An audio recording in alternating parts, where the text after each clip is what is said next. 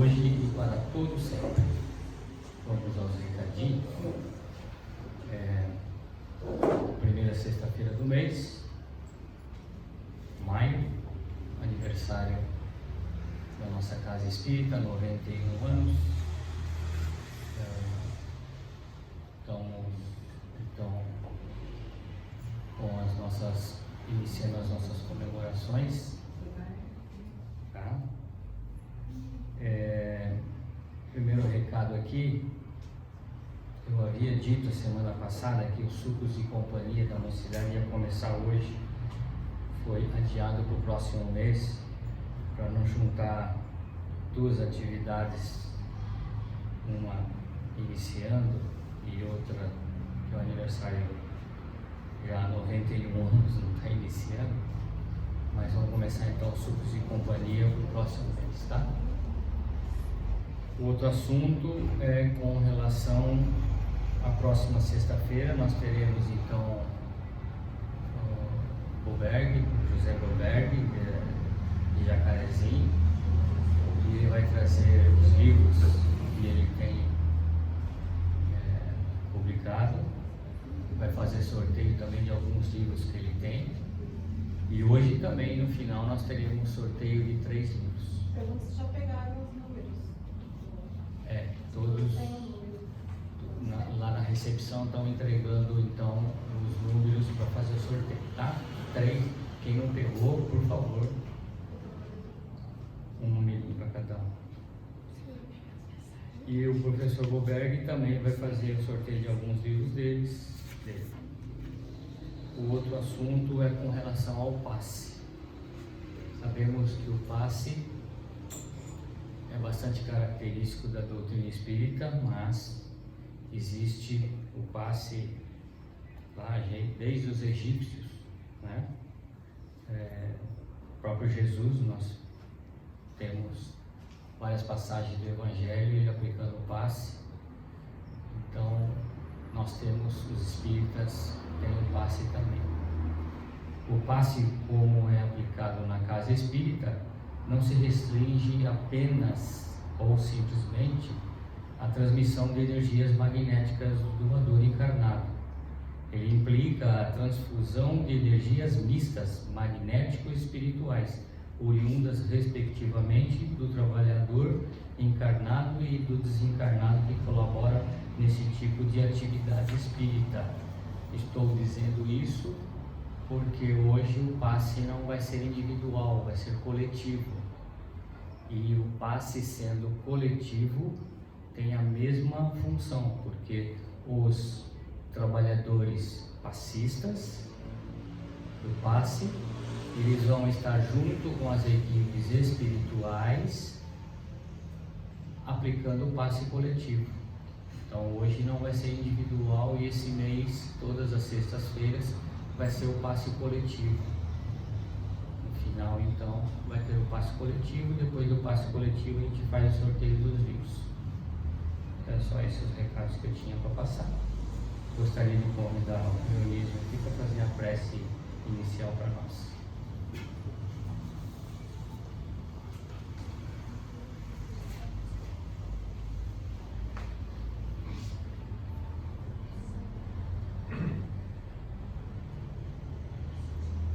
Possamos fechar nossos olhos, olhando para dentro de nós, sentindo desde já as energias sublimes e salutares vindo do próprio Mestre Jesus. Rogamos a Jesus e a Deus bênçãos, que nós possamos abrir nosso peito, nosso coração e nossa mente para estar receptivos, para receber essas energias, que nós possamos implantar em nós os ensinamentos desta noite. Rogamos que abençoe o palestrante desta noite, abençoa todos os presentes e aqueles que gostariam de estar presentes. Rogamos, nesta primeira palestra, que abençoe todas as mães presentes e ausentes, as mães encarnadas e desencarnadas, porque todas são mulheres abençoadas, que através do seu ventre, Deus envia espíritos para aqui reencarnar, para aprender e para nos ensinar. Gratidão a Deus por esta oportunidade de se fazer presente junto de todos. Sê conosco, Jesus, sê conosco, ó Deus, que assim seja. Esta noite temos o palestrante Luiz Antônio da Silva, da cidade de Caiobas.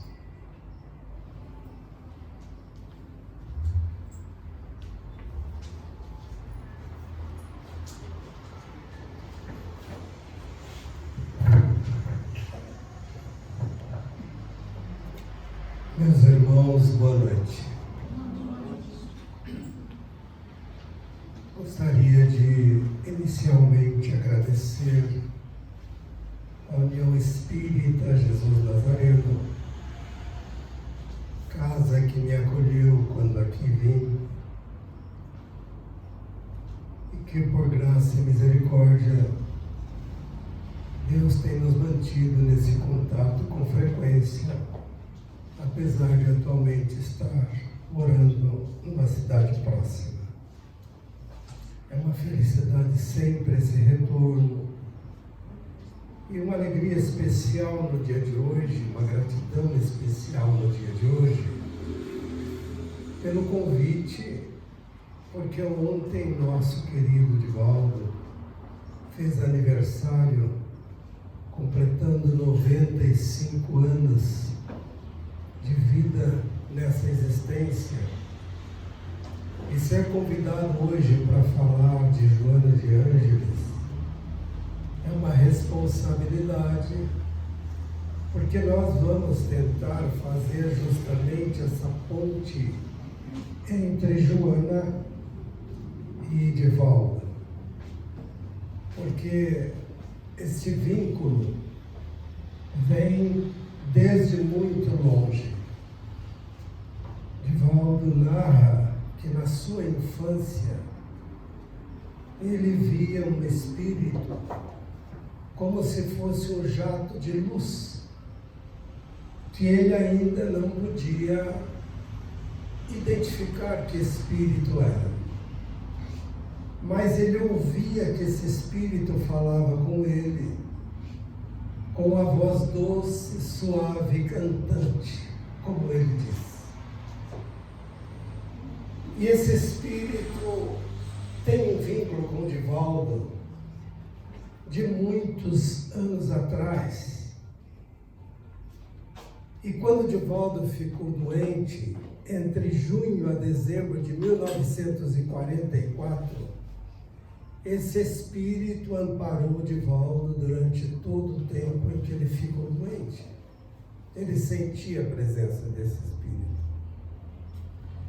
Mas só um ano depois, em 5 de dezembro de 1945, é que esse espírito se declara a ele como um espírito amigo.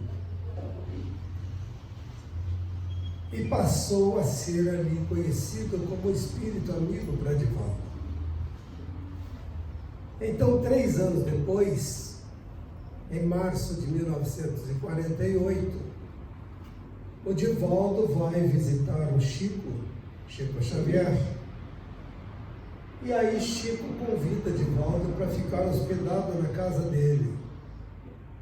E ali no santuário da casa de Chico, Divaldo pergunta a Chico: quem era o guia que ele sentia que o acompanhava. E Chico diz a Divaldo: eu não estou autorizado a lhe dizer quem é o seu guia, mas posso lhe dizer que é um espírito venerando. E Divaldo começou então a psicografar e colocava na psicografia um espírito amigo. Até que em 1969, olha quantos anos depois, Divaldo é convidado para dar uma palestra no México, numa loja maçônica chamada Vale del México. E lá, quando ele estava na loja maçônica dando a palestra, Joana diz a ele: eu vou influenciar uma pessoa que está nos ouvindo, nos assistindo, para que convide você para ir dar um passeio amanhã.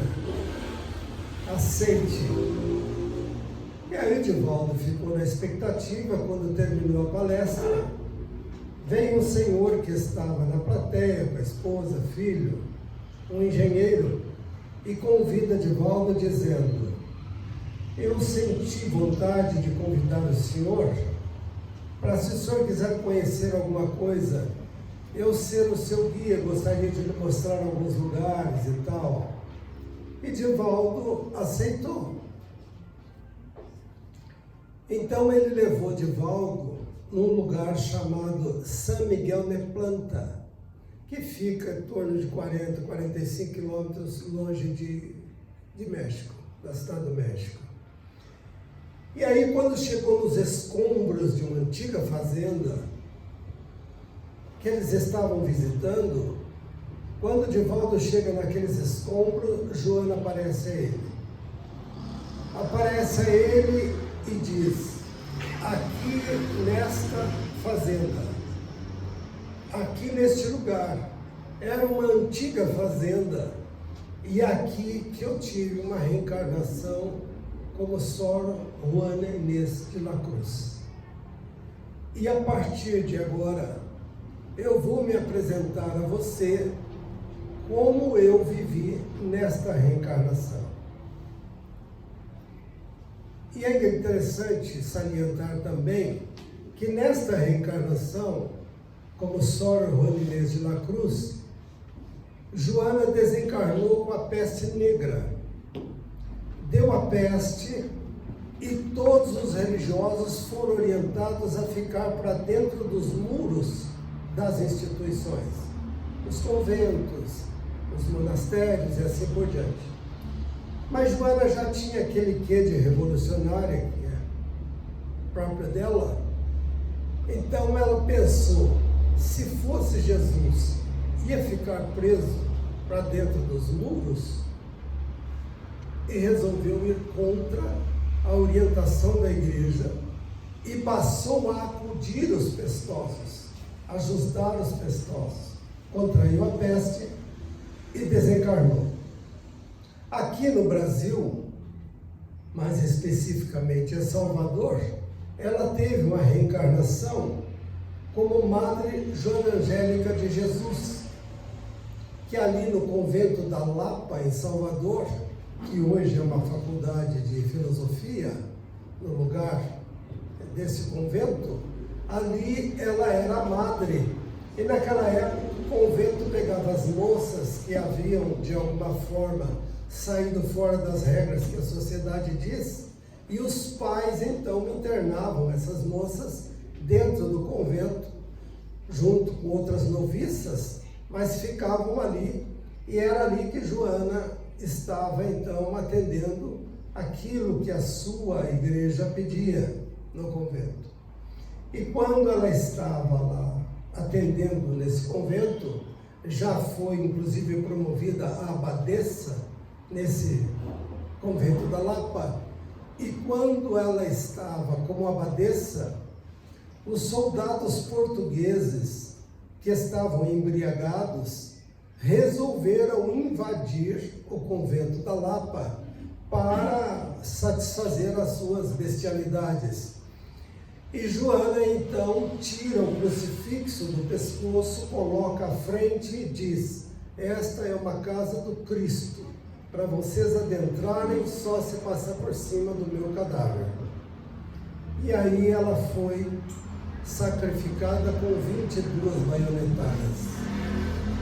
E é interessante narrar, e eu vou sempre reduzir pelo tempo nosso, mas é importante sempre narrar que esse soldado, que foi aquele que investiu contra Joana e que deu as primeiras baionetadas, reencarnou na Casa do Caminho, em Salvador, trazido por Joana de Ângeles, que explica de volta quem ele era, e Divaldo aceita lá na Casa do Caminho e cuida dele.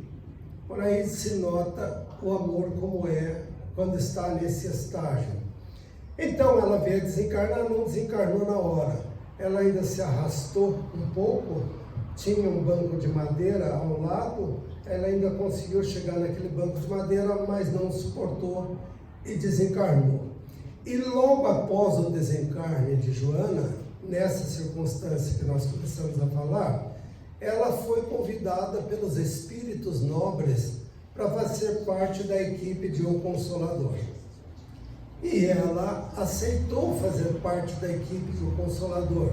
Inclusive, ela tem uma mensagem no Evangelho segundo o Espiritismo, numa página chamada A Paciência, em que ela escreve: um espírito amigo é Joana de Ângeles.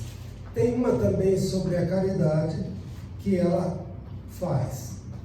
Mas ela, Joana de Ângeles e Divaldo, eles se conheceram logo depois da morte de Jesus. Há um comentário, e aqui algumas curiosidades. Joana foi no ano de 68, ela já estava em Roma, porque ela perdeu o marido, caiu em desgraça com o povo romano, com a corte romana, com o poder romano. Ele caiu em desgraça, acabou numa situação lamentável. Ela então ficou, tirou a própria vida, ela então ficou com um filho e sem nada. E ela foi ser serviçal, trabalhava nas casas, isso na época de Jesus. Trabalhava nas casas, e aí a casa onde ela trabalhava, os donos da casa resolveram voltar para Roma, e ela então foi junto com o povo romano, que ela trabalhava. Voltaram a Roma. Só que lá em Roma ela continuou cristã. Ela continuou fiel aos preceitos do conhecimento cristão que ela havia obtido. E Nero, no ano de 68, resolveu iluminar Roma com os corpos dos cristãos. E Joana foi presa por ser cristã também. E aí foi amarrada a um poste, besuntada com óleo. Nero mandou apagar todas as luzes de Roma e mandou atear fogo aos corpos dos cristãos, e ficou extasiado vendo como Roma estava iluminada pelos corpos dos cristãos. E Joana estava amarrada a um poste e o filho ao lado também. E aí foi feito, como era comum naquela época: abjura que você é cristã, abjura ao carpinteiro e nós soltamos você do poste, você passa a ter a sua vida normal. Ela não abjurou. Ela não abjurou e continuou fiel ao testemunho de ser cristã. Mas o filho ao lado gritava: eu sou seu filho, abjura. Esse carpinteiro é mais importante do que eu. E ela olha para o filho e diz: sinto muito, meu filho, mas eu não posso. Eu não posso porque eu conheci aquele que me disse que um dia eu teria a oportunidade de dar o testemunho. E aí morreu ela, o filho queimado. Se comenta muito que esse filho era Divaldo. Não é. Esse filho é Nilson de Souza Pereira, que ajudava Divaldo Pereira Franco na Mansão do Caminho a vida toda. Já desencarnou e, por sinal, está no mundo espiritual junto com a mãe de Divaldo, porque Divaldo, através do desdobramento, foi ao mundo espiritual, a sua mãe o recebeu, ele disse: meu filho, eu gostaria de mostrar a você onde você vai morar após o seu desencarne. E aí mostra Divaldo onde ele vai ficar, e para surpresa dele, Nilson também estava lá. E Divaldo nos diz que já sabe onde ele vai morar e a mãe dele vai estar junto. Então aquele filho que desencarnou era o Nilson. Voltando à nossa história, em termos, vou tentar fazer de uma forma pedagógica para nós entendermos, mas por volta do ano 56 depois de Cristo, 57 mais ou menos, se inicia um vínculo muito forte entre Divaldo e Joana, porque através da história eles tiveram vários encontros e reencontros por várias vezes dentro da história. Mas foi na época de Francisco de Assis que Divaldo teria restaurado o compromisso de servir a Jesus. E ali começou a fortalecer-se esse vínculo com Joana, porque na época eles já possuíam esses encontros e reencontros. Mas foram nos dias terríveis da Inquisição, mais tarde na história, inclusive da França, eles voltaram a se encontrar, mais particularmente ali no século XVII. Divaldo e Joana se encontraram, e a partir deste momento, eles passam a ter um vínculo exclusivamente de ordem espiritual, e não mais reencarnaram numa mesma existência os dois. Sempre um no mundo espiritual e outro no mundo físico. Inverte-se. Outro vai para o mundo espiritual, o outro reencarna. Inclusive, perguntaram a Divaldo como seria o processo do desencarne dele. E ele explica que Joana lhe disse que a partir do momento em que ele desencarnar, Divaldo desencarnar, Joana reencarna. E reencarna com uma série de espíritos espíritas, como chama o Dr. Bezerra de Menezes, que fala espíritos espíritas.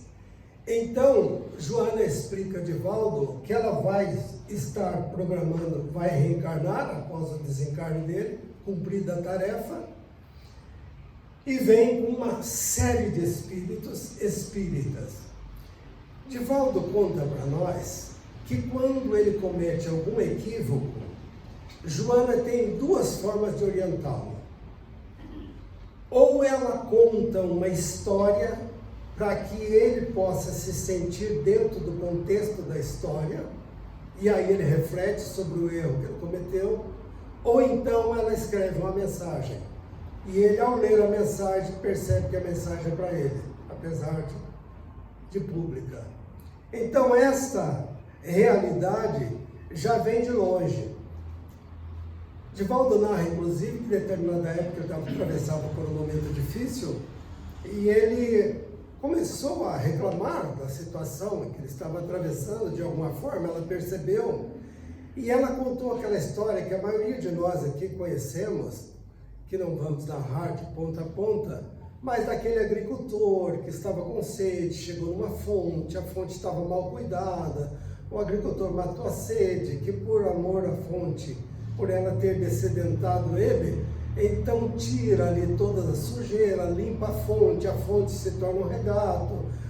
Gostou tanto de ser regato porque vinham beber a água, ela se sente útil, então a fonte se torna num rio, até que depois de muitos obstáculos, passar pela cachoeira, pelo poço de água parada, toda aquela história, dá uma hora de palestra em cima disso. Mas aí ela conta essa história para Divaldo e diz assim: meu filho, se tu queres chegar ao oceano divino, não permita que nenhum obstáculo te impeça. E complementa dizendo: se alguém falar mal de ti, se alguém zombar de ti, se vier outros impedimentos e obstáculos, silencia. Silencia e cresce no sentido vertical, que com certeza passará por esses obstáculos. Em 1962, Divaldo teve uma problemática cardíaca muito séria. As dores foram tantas que ele emagreceu 15 quilos em 40 dias.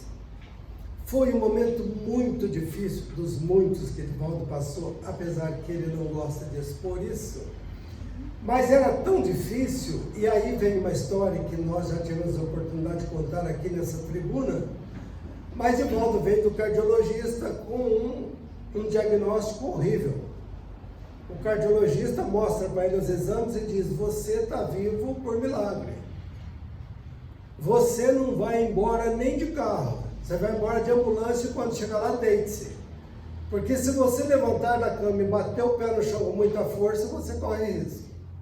O Divaldo foi embora, pegou as pastas que ele possui, reviu todo o processo da sua organização, de se ele desencarnar, aquele processo todo, olhou tudo aquilo, deitou e ficou lá deitado. Mas era dia de trabalho mediúnico. Então faltavam uns 10 minutos para o trabalho mediúnico, Divaldo deitadinho, por ordem do médico, aparece Joana de Anjos. Que fazes? Minha irmã, não é possível que a senhora não saiba. O médico disse que eu estou 95% morto, que eu tenho que tomar cuidado. Joana vira para ele e diz assim: então levante-se e vamos trabalhar, porque você está conversando com alguém que é 100% morta. E aí ele levanta-se e foi para o trabalho mediúnico. Recebeu os espíritos, como médium que é de incorporação, recebeu os espíritos, foi doutrinado e tal. E aí, quando terminou o trabalho mediúnico, ele estava conversando com os outros ali em pé, quando eu vejo Joana de Anjos adentro, a mesa adentro, parou na frente dele: o que fazes? Minha irmã, eu estou conversando, vai descansar. Respeite a energia que nós conseguimos para o trabalho. E ele despediu de todo mundo e lá se foi descansar. Mas quando ele passou por essa situação, ele um dia disse para Joana assim: minha irmã, eu recebo mensagem para todo mundo, eu consolo todo mundo. A situação que eu estou atravessando, a senhora me mandou uma mensaginha para mim, fazendo aquela cara que nós gostamos de fazer de vítima, né?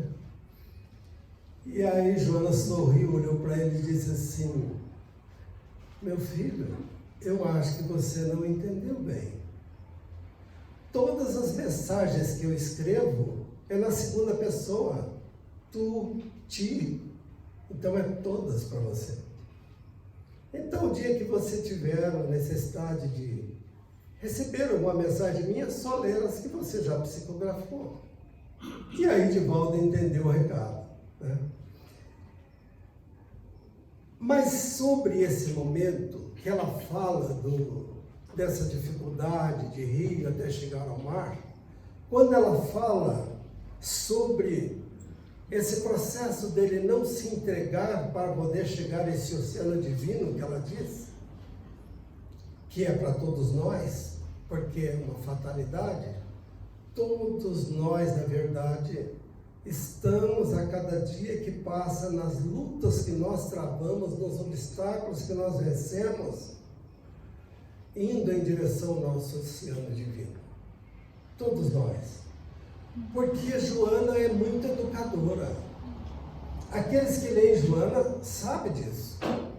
Joana diz assim: quando nós amamos, por mais que nós amemos o ser amado, se ele ficar doente, nós não podemos tomar o remédio por ele. Mandando o nosso recado dizendo que aquele que atravessa por provações e por dificuldades, ou que cai nos equívocos, por mais que nós amemos, ele vai ter que ter o acerto com a consciência divina. Não dá para nós tirarmos a cruz que é do outro. Então a mensagem de Joana é a mesma mensagem do Espiritismo, porque ela se aprofundou nessa realidade quando ela passou a sentir a necessidade de trazer para todos nós a saúde integral.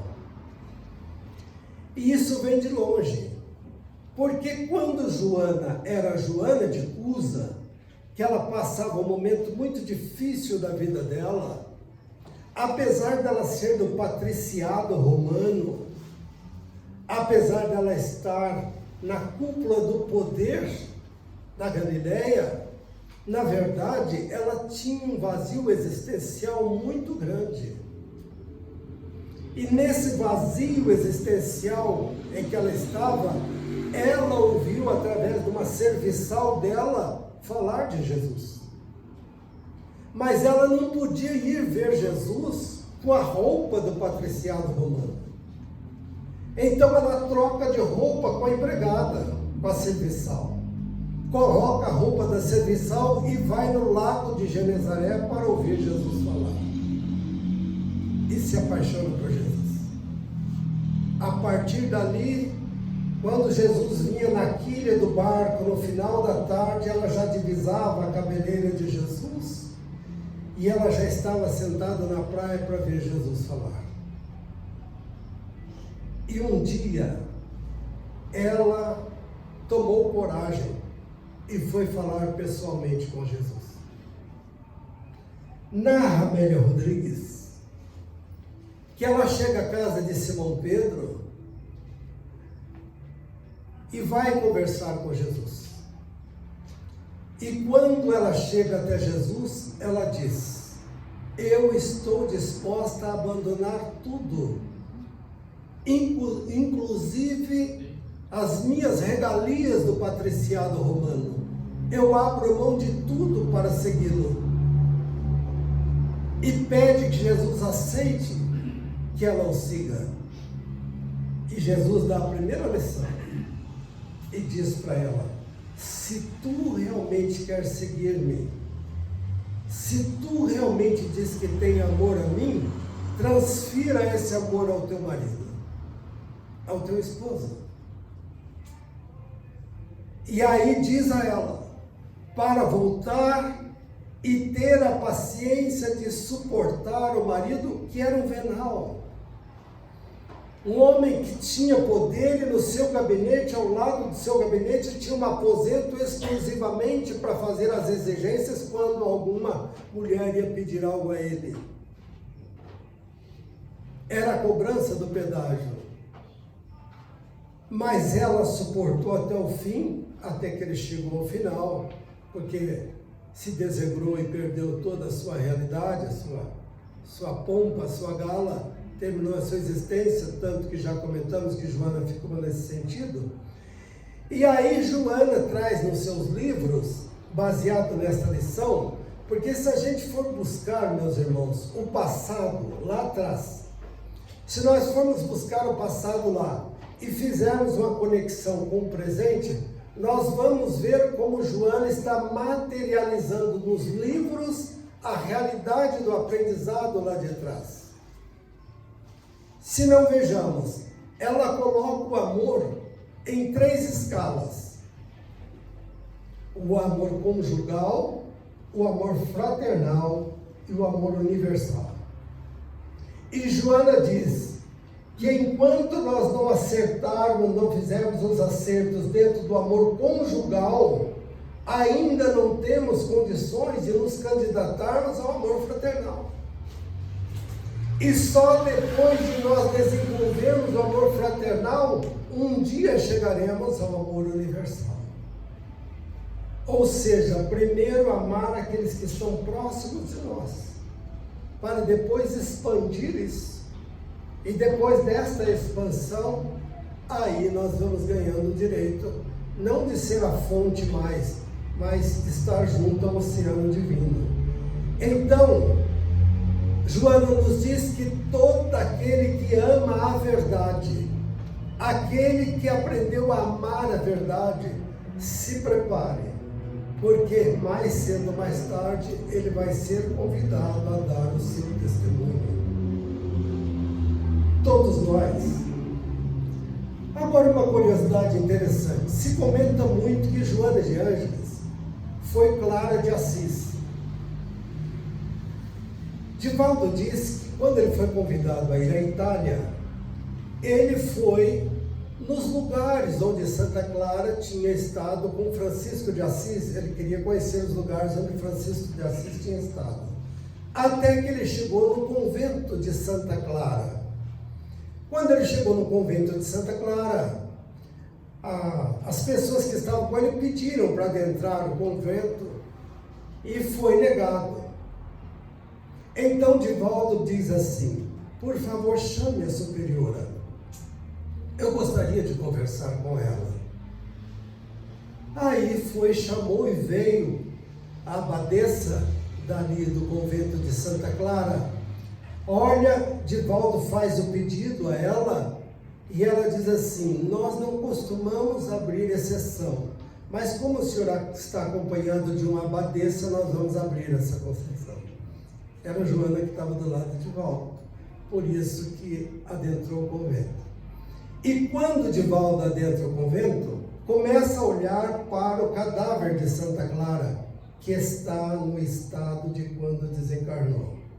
É incrível o estado de conservação de Santa Clara, está lá, quem já teve a oportunidade sabe do que eu estou dizendo. E Divaldo estava olhando ali Santa Clara, e quando Divaldo está olhando, Joana vem e fica do lado. E Divaldo olha para Joana, e olha para Santa Clara, olha para Joana, e chegou à conclusão que se tratava do mesmo espírito. Ela nunca disse para Divaldo. E quando perguntam para Divaldo por que ela não se declara como Santa Clara, Divaldo diz que os espíritos nobres têm muito pudor de falar de uma reencarnação em que eles foram famosos.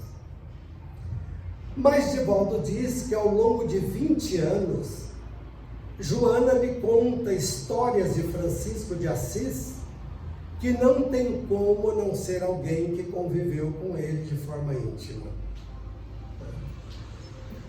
Mas, voltando a uma reencarnação em que ela aparece a Divaldo, que é Juana Inês de la Cruz, essa abadesa lá do México, esta mulher é uma história muito interessante ler a vida dela. Está na Netflix, para quem tem interesse. A história dela está lá. Ela foi a maior poetisa de língua hispana e foi a primeira feminista do Novo Mundo. Há uma revista muito famosa, que é editada de 1900 e nada, chamada Seleções do Ritter Digest, que até hoje é vendida nas bancas.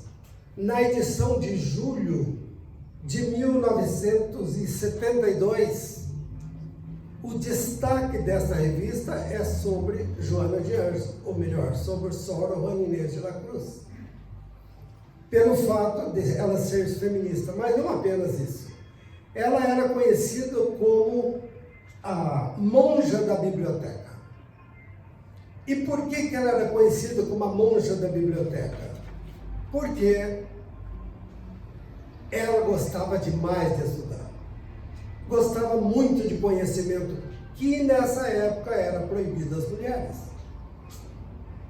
E ela lutava para isso, até que um religioso a questionou, dizendo que o lugar da mulher é esse mesmo que os machistas dizem. E ela vira para o religioso e diz o quê? Se uma mulher for à cozinha, convém que ela conheça cloreto de sódio.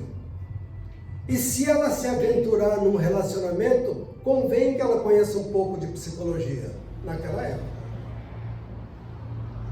era um ser com essa visão extraordinária. Quando ela reescreveu O Homem Integral, foi isso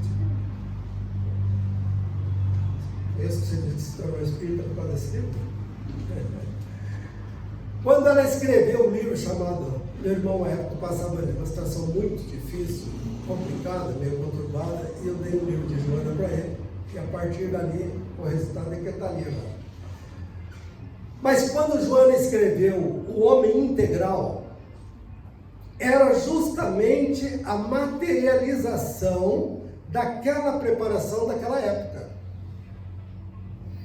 E quando ela escreveu o livro Plenitude, que foi o primeiro da série psicológica que eu li, depois obviamente li os outros, mas quando ela escreveu Plenitude, que foi o primeiro livro que eu li, que eu me apaixonei por sinal, quando ela escreveu, Divaldo pergunta para ela: minha irmã, o que a senhora deseja? Qual é o objetivo da senhora escrevendo esses livros? Porque ele começou a ver que não era bem como Emmanuel escrevia, como tinha um outro cunho. E aí Joana diz a ele: eu quero fazer uma ponte entre a psicologia junguiana, não a freudiana, entre a psicologia junguiana e a psicologia do espiritismo. Que, aliás, agora tem muito dentro da psicologia transpessoal, a última das psicologias, porque as psicologias elas vêm evoluindo, né? Organicista, mecanicista, freudiana, humanista, neo-humanista, e atualmente está na psicologia transpessoal.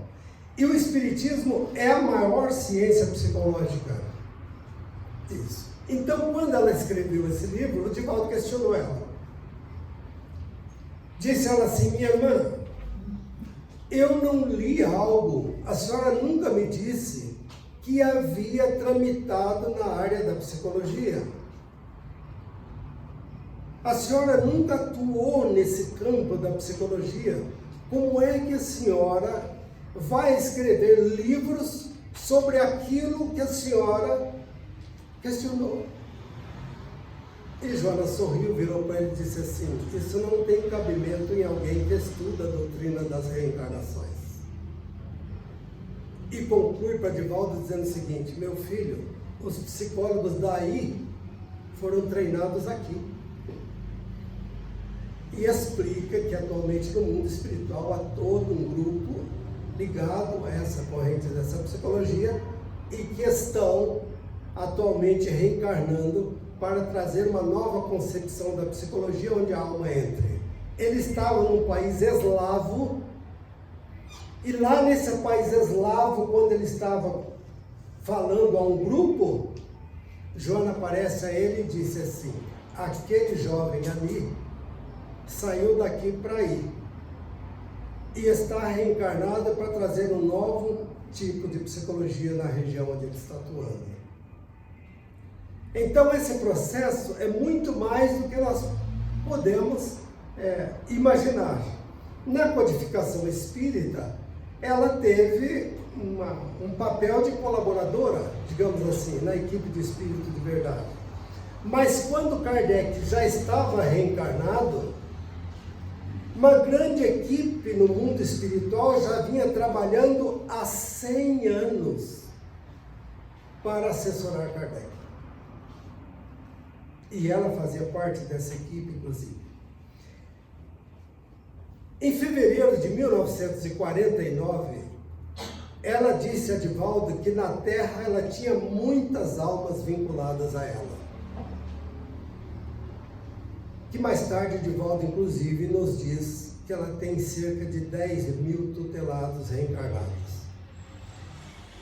E ela disse a Divaldo que ela ia viajar muito, que era para Divaldo encontrar aqueles que estão vinculados a ela e reacender aquilo que com o tempo havia diminuído. E diz a ele que um grande número daqueles a quem ele ia falar pertencia à família espiritual dela. E Divaldo questionou como ele poderia distinguir. E Joana deu uma resposta que até hoje eu fico aqui tentando entender. Porque ela disse assim: todos aqueles que leem os nossos livros e se identificam e gostam daquilo que nós estamos escrevendo, pertencem à minha família espiritual. E eu fiquei pensando, reclamam tanto de Joana de Anjos por causa das leituras, né? Porque um dia disseram a ela, ao Divaldo, mas ler Joana é muito difícil, tem que ter um dicionário do lado. E ela disse a Divaldo, fala para ele então colocar um dicionário do lado, que a doutrina espírita é a doutrina de evolução. E eu digo uma coisa interessante sobre isso. E eu peço aos irmãos, por favor, me dá licença para eu contar a respeito de algumas situações, mas prometo contar duas. Determinada vez, eu ainda trabalhava no banco e já cogitava de sair, porque eu estava com outras ideias. E quando eu estava em Curitiba, cheguei, estava cansado da viagem, tomei banho e resolvi não sair, nem para jantar, nem nada, resolvi não sair. E eu então me deito. Quando eu me deito, veio aquela sensação enorme de vontade de caminhar. E eu falei, vou dar uma caminhada. Levantei-me. E ali na Praça Santos Andrade, em Curitiba, eu fui em direção à praça, eu estava para baixo, e venho em direção à praça. Quando eu venho em direção à praça, eu vi uma fila enorme no Teatro Guaíra, em Curitiba. E aí eu falei, que interessante, o que será que tem lá? E eu fui em direção ao Teatro Guaíra. Quando eu fui, que me aproximo da fila, uma amiga nossa de Ponta Grossa, chamada Zoca, grita para mim assim, Luiz, você aqui, veio ver Divaldo? Eu falei, nem sabia que o Divaldo estava aqui. Ela falou, está. Aí ficamos conversando, adentramos, assisti a palestra do Divaldo e comprei um livrinho chamado Filhos de Deus. Um livrinho pequenininho, papelzinho diferente. E entrei na fila para ele autografar e ao mesmo tempo cumprimentá-lo. Quando chegou a minha vez, ele pegou o livro, tá bom? Virou para mim e disse assim, Joana está me dizendo que aqueles que pertencem à família dela não é para dormir, é para levantar. Eu nunca me esqueci disso. Mas eu tive uma segunda história com a Joana. Algumas. Mais uma interessante. Eu saí do banco e saí também porque uma coisa está ligada à outra, eu vou contar rapidinho.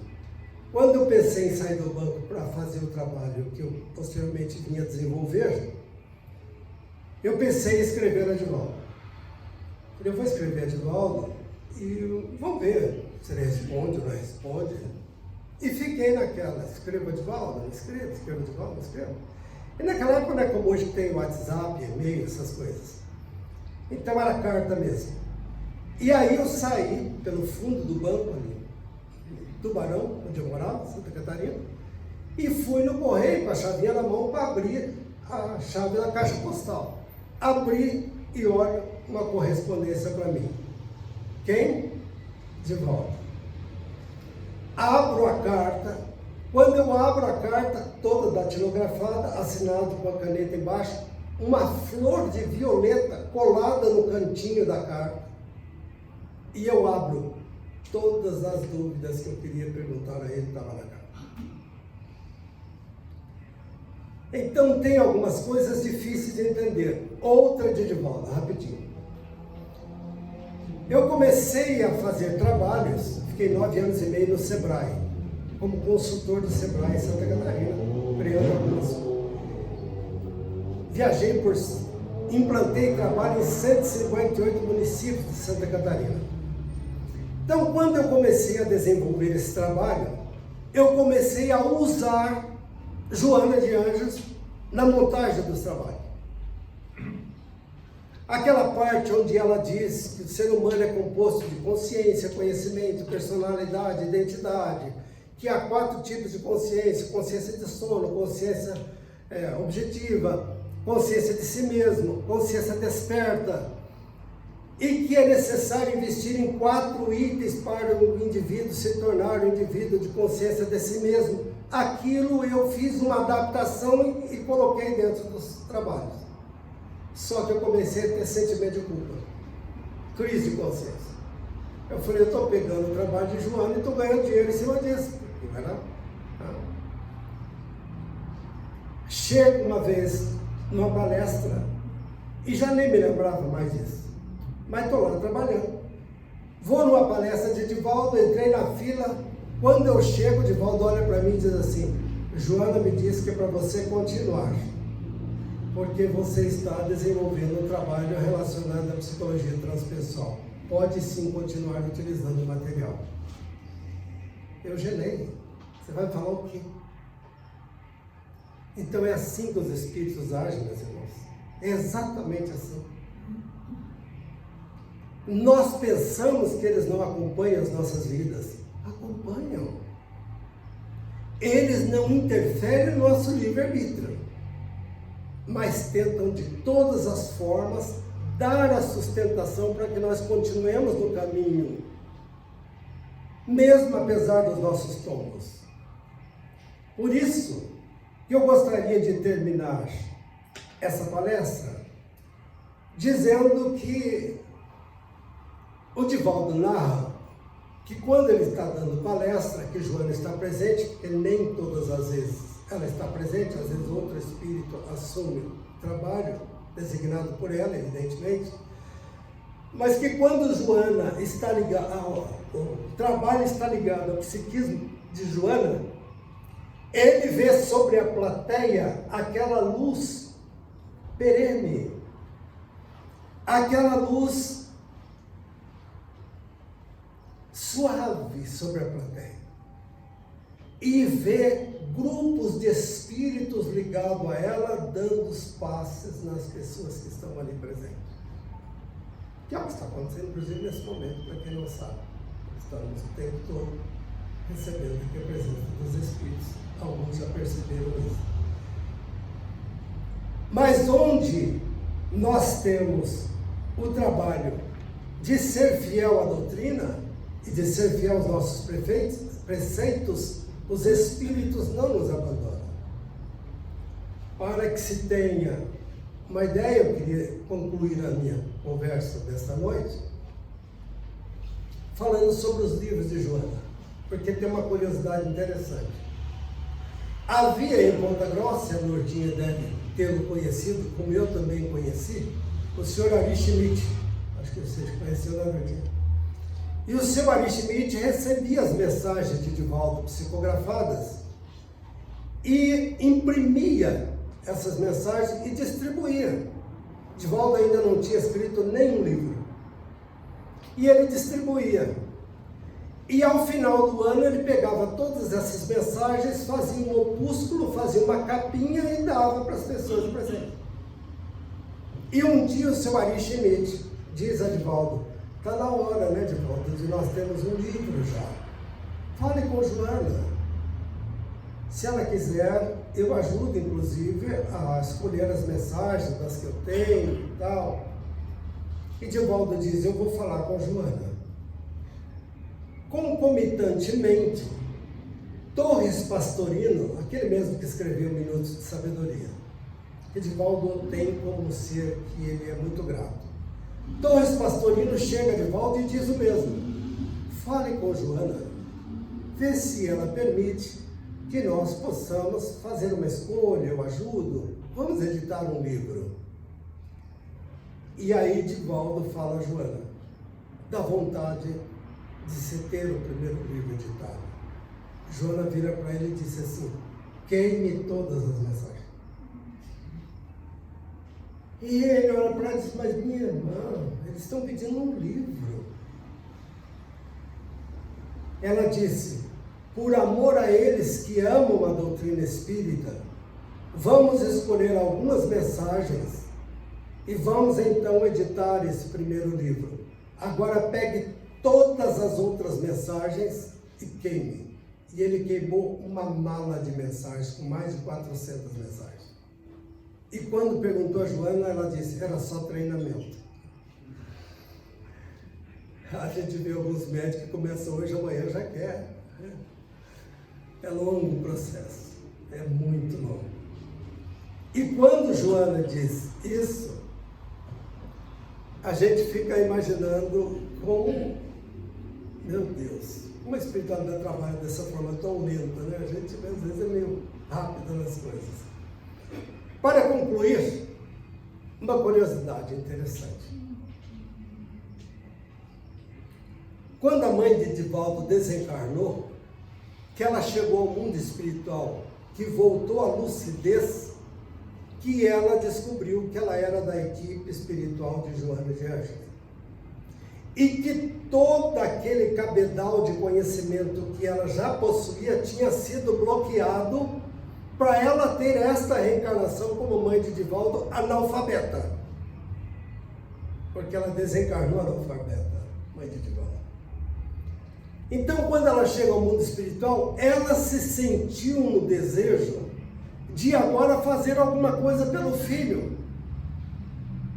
Porque ela era totalmente ignorante em relação ao trabalho que Divaldo fazia. Divaldo narra, isso está no YouTube, inclusive, que quando ela perguntava: onde você vai, meu filho? Ele falava: eu vou pregar, mãe.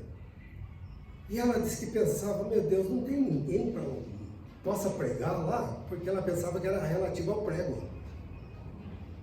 Tal grau de ignorância dela. Então, quando ela desencarna no mundo espiritual, que volta à realidade dela, que é desbloqueado toda aquela realidade, ela diz a Joana: Joana, peça a Francisco de Assis para que ele interceda junto a Jesus. Olha a hierarquia.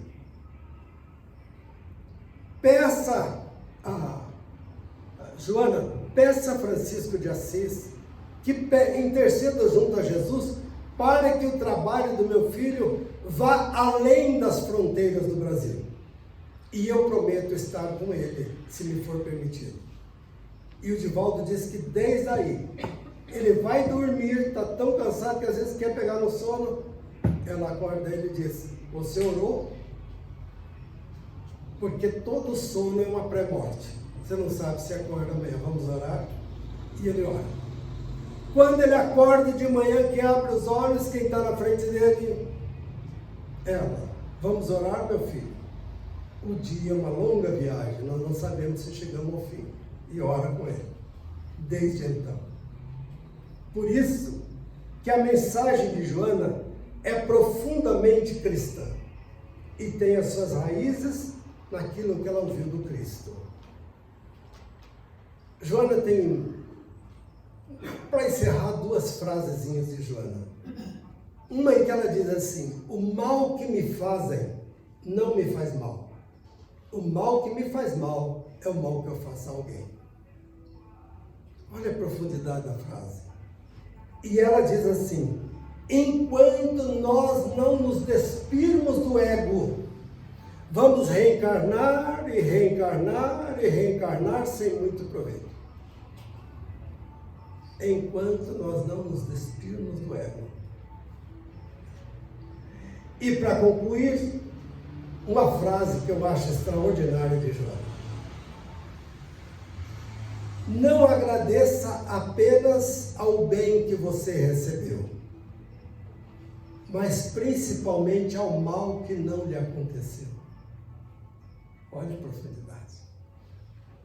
Não agradeça apenas ao bem que você recebeu, mas principalmente ao mal que não lhe aconteceu. E mais para frente, ela conclui dizendo: e às vezes devemos agradecer também ao mal. Porque muitas vezes, como Jesus mesmo disse, é necessário o escândalo, mas ai daquele por quem vem o escândalo. Vamos orar? Senhor Jesus, unidos estamos, Senhor Jesus, em Teu santo nome. E Tu disseste que onde estivesse 2 ou 3, reunido em Seu nome, Você estaria conosco. Então, Senhor, permita, por favor,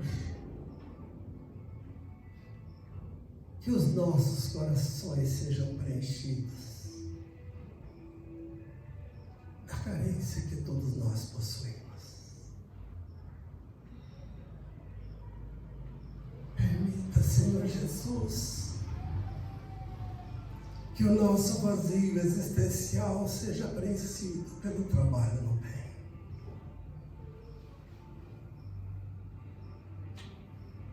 Permita que os benfeitores espirituais que aqui conosco estão envolva todos nós com fluidos de saúde e de paz. Dá-nos, Senhor Jesus, a capacidade de caminhar nos trilhos através das estradas que levam a Ti. Não nos permita os desvios, Senhor, cansado que estamos de nos desviarmos e retornarmos à estrada que necessitamos.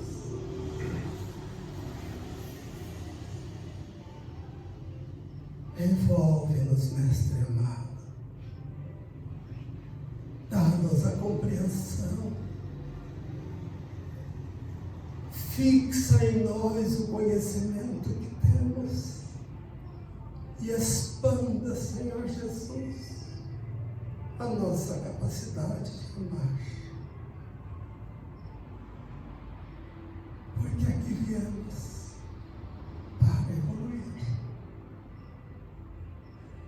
Senhor Jesus, gratos estamos, porque sentimos a sua presença. Seja conosco, Senhor, agora, Senhor, mas